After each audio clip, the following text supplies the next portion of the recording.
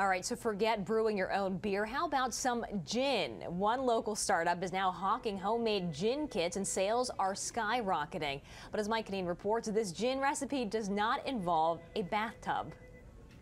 We like to consider ourselves alcohol aficionados. Joe Mailano loves gin, and he's always wanted to open a distillery. But he says that requires too much capital and too many regulations. I wanted to make a gin I liked and I wanted to drink. After several experiments in his Crystal City condo, he figured out a recipe: vodka steeped with juniper berries, plus other herbs and spices. And he soon shared his special sauce with a friend, now his business partner. And Jack said, well, you know, this stuff is good enough, we should figure out a way to sell it, and we laughed about it. Joe and his wife Sarah both have full-time jobs, but they've worked nights, weekends, even lunch breaks to launch this homemade gin kit company.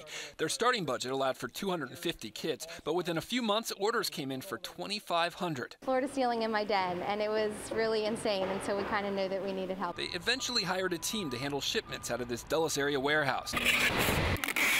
In 1 year's time, they have grown dramatically and internationally, with 10,000 orders and $500,000 in revenue.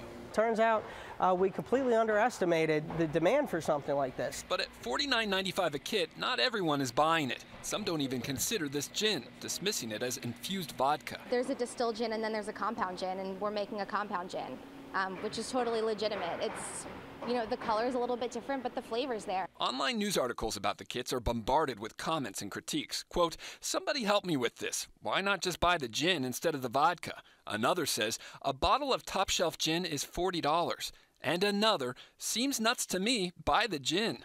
But Joe says his kits are for serious gin drinkers. There's nothing wrong with pancakes out of a box, but when you use cornmeal and flour and whip them up yourself fresh in the morning, I just think they taste better. Now with his recipe success, he's thinking more seriously about that distillery. In Dulles, Mike Canine, News Channel 8.